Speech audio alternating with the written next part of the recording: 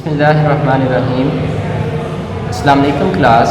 Today we will start class 10 chemistry chapter 1 that is chapter 9। It's name is chemical equilibrium. सबसे पहले what is chemical equilibrium? Chemical equilibrium क्या है और ये कैसे डेवलप होता है, इस चैप्टर में हमने इस बात को पढ़ना है। लेकिन इसको पढ़ने से पहले चंद बेसिक टर्म का बताना चाहिए। अब केमिकल इक्विलिब्रियम को समझने से पहले हमें पता होना चाहिए कि what is chemical reaction. Chemical reaction क्या होता है?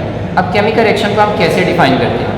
हम कहते हैं कि वो प्रोसेस जिसमें आपके दो या दो से ज़्यादा सब्सटेंस आपस में रिएक्शन करते हैं, रिएक्ट करते हैं और रिएक्ट करके हमारे पास एक नया सब्सटेंस बनाते हैं।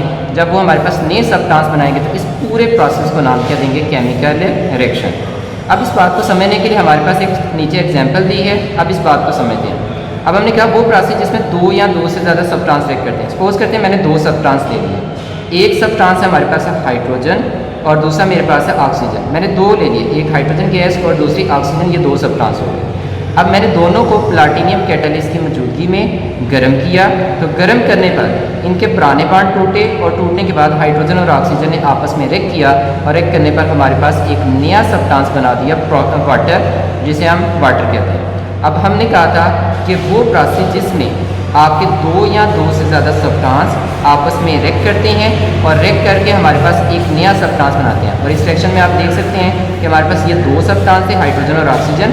इन्होंने रिएक्शन किया और रिएक्शन करने के नतीजे में हमारे पास एक नया सब्सटेंस बनाया, डेट इज़ वाटर। तो this is a chemical reaction. ये हमारे पास केमिकल रिएक्शन है। ये केमिकल रिएक्शन की हमारे पास क्या होगी? एग्जाम्पल होगी। अब हम इसको यूँ भी डिफाइन कर सकते हैं कि वो प्रोसेस जिसमें आपका एक या एक से ज़्यादा सब्सटेंस किसी दूसरे नए सब्सटेंस में क्या हो जाता है? चेंज हो जाता है। तो उस प्रोसेस को भी नाम क्या देते हैं? Chemical reaction. मैंने क्या कहा कि वो प्रोसेस जिसमें आपका एक या एक से ज़्यादा सब्सटेंस चेंज हो जाए किसी नए सब्सटेंस में या किसी दूसरे सब्सटेंस में, उस प्रोसेस को केमिकल रिएक्शन कहेंगे। अब इसमें तो मैंने दो सब्सटेंस लिए थे। मैं एक और एग्जाम्पल ले रहा हूँ। मेरे पास है कैल्शियम कार्बोनेट, जिसे हम लाइमस्टोन कहते हैं। अगर मैं इसको हीट करता हूँ ओपन फ्लास्क में, तो जब इसको ओपन फ्लास्क में गर्म करूँगा तो गर्म करने पर इसमें फोर्स ऑफ अट्रैक्शन वीक होगी और इसकी क्या होगी? डीकम्पोजिशन होगी। ये टूट जाएगा। टूटने पर ये पैदा करेगा कैल्शियम ऑक्साइड और पैदा करेगा कार्बन डाइऑक्साइड। अब ये जो कैल्शियम ऑक्साइड है, अब ये इसको हम क्विक लाइम भी कहते हैं। अब आपने देखा कि इसमें एक सब्सटेंस टूटा और टूट कर उसने हमारे पास दो नए सब्सटेंस बना दिए। तो कहा जिसमें एक सब्सटेंस चेंज हो जाता है दूसरे नए सब्सटेंस में, उस पूरे प्रोसेस को नाम क्या देते हैं? Chemical reaction. ये उसकी सेकंड डेफिनेशन होगी। अब जब हम केमिकल रिएक्शन करवाते हैं तो केमिकल रिएक्शन जब हम करवाते हैं तो उसमें हमारे पास दो किस्म के सब्सटेंस हो गए। एक जो हमने स्टार्ट में लिए, एक जो हमारे पास बाद में नए बने। तो फिर हम उनको क्या कहते हैं? जो हम स्टार्ट में लेते हैं उनको कहते हैं रिएक्टेंट और जो बाद में नए बनते हैं उसको कहते हैं प्रोडक्ट। अब रिएक्टेंट क्या होता है? रिएक्टेंट वो होता है कि किसी भी रिएक्शन को करवाने के लिए जो चीज़ स्टार्ट पे लेते हैं उसको कहते हैं रिएक्टेंट। तो हम इसको यूँ डिफाइन करते हैं, the substance that combine during a chemical reaction. जब आप किसी भी केमिकल रिएक्शन को करवाने के लिए जो स्टार्ट पे सब्सटेंस लेंगे वो आपस में रिएक्ट करके हमारे पास नई चीज़ बनाते हैं। तो जो चीज़ स्टार्ट पे लेंगे उसको नाम क्या देंगे? रिएक्टेंट। प्रोडक्ट को कैसे डिफाइन करेंगे? The new substance form during a chemical reaction. अब उस केमिकल रिएक्शन के नतीजे में जो हमारे पास नए सब्सटेंस बनते हैं, जैसे इस केस में क्या बना? वाटर।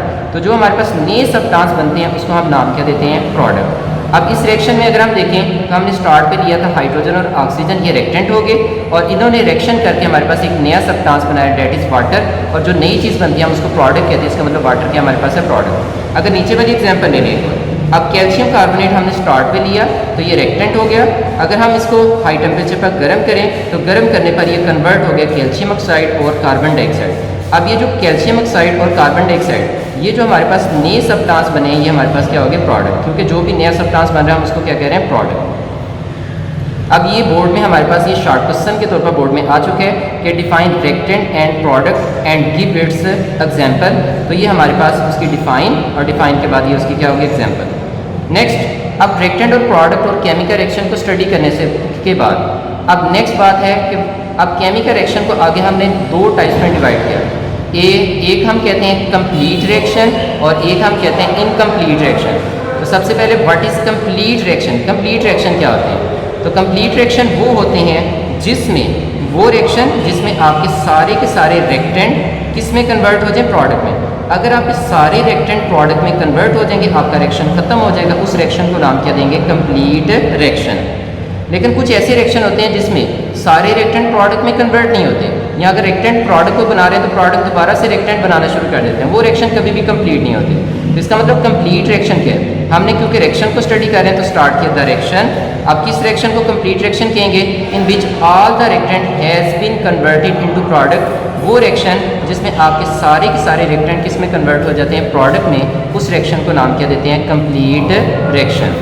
अब कंप्लीट रिएक्शन वाला भी, अब इसकी एग्जांपल हमारे पास ये कैल्शियम कार्बोनेट अगर हम ओपन फ्लास्क में करवाएं तो ये भी उसकी एग्जांपल हो सकती है, या ये फॉर्मेशन ऑफ वाटर जो है ये भी उसकी क्या हो सकती है? हमारे पास एग्जांपल है, क्योंकि इनमें सारे के सारे रिएक्टेंट आपके किस में कन्वर्ट हो जाते हैं? प्रोडक्ट में। तो इस वजह से हम इसे क्या कहते हैं? Complete reaction. और ये इस साल बोर्ड में आया हुआ था। अगर हम देखें बुक से, तो बुक में हमारे पास जो कंप्लीट रिएक्शन की जो डेफिनेशन है वो हमारे पास फर्स्ट पेज पे सेकंड लाइन में दी गई है। सेकंड लाइन से लेकर थर्ड लाइन के स्टार्ट पे पहले दो लफ्ज़ों तक हमारे पास कंप्लीट रिएक्शन की है कि a complete reaction is one in which are reactant has been converted into product. कहता है कि वो कंप्लीट रिएक्शन वो होते हैं जिसमें आपके सारे के सारे रिएक्टेंट किस में कन्वर्ट हो जाए? प्रोडक्ट में। अगर सारे रिएक्टेंट प्रोडक्ट में कन्वर्ट हो तो उसको क्या कहते हैं? Complete reaction. नेक्स्ट आते हैं इसकी एग्जाम्पल आप ये भी लिख सकते हैं वाटर वाली, फॉर्मेशन ऑफ वाटर, या दूसरी एग्जांपल जो मैंने आपको बताई कि कैल्शियम कार्बोनेट को अगर हम ओपन फ्लास्क में उसकी डिकम्पोजिशन करवाएं तो उसके नतीजे में कैल्शियम ऑक्साइड और कार्बन डाइऑक्साइड बनता है, तो ये भी हमारे पास कंप्लीट रिएक्शन है। अब हमने मजीद दो टर्म और डिफाइन की थी, वो हमने बुक से कहाँ से की थी? ये बोर्ड का शॉर्ट क्वेश्चन है। सबसे पहले कि हमारे पास रिएक्टेंट क्या है? ये रिएक्टेंट की डेफिनेशन है कि in a chemical reaction the substance that combine are called reactant. ये रिएक्टेंट की डेफिनेशन है कि किसी भी केमिकल रिएक्शन के दौरान जो सब्सटेंस स्टार्ट पे लेते हैं और आपस में कंबाइन करके वो रिएक्शन को करवाते हैं उसको कहते हैं रिएक्टेंट। ये रिएक्टेंट की डेफिनेशन होगी। The new substance form during, इसके आगे लिख लेंगे during a chemical reaction is called product, उसे हम नाम क्या देंगे? प्रोडक्ट। तो केमिकल रिएक्शन के दौरान जो भी नए सब्सटेंस बनेंगे उसे कहेंगे प्रोडक्ट। अब उसकी एग्जांपल हमारे पास ये है कि व्हेन H2 एंड O2, ये हमने स्टार्ट पे लिए हाइड्रोजन गैस और ऑक्सीजन, ये रिएक्ट करते हैं कंबाइन, दे फॉर्म वाटर, को नई चीज़ बनाते हैं वाटर। अब क्योंकि इस रिएक्शन में स्टार्ट में हमने हाइड्रोजन और ऑक्सीजन ली, ये हमारे पास रिएक्टेंट हो गए और बाद में हमारे पास नई चीज़ बनी है वो हमारे पास है वाटर, और इसको हम नाम क्या देंगे? प्रोडक्ट का नाम देंगे। तो ये हमारे पास एग्जांपल होगी किसकी? रिएक्टेंट और प्रोडक्ट की, और ये हमारे पास कंप्लीट रिएक्शन की भी एग्जांपल लिख सकते हैं। I hope so you understand it.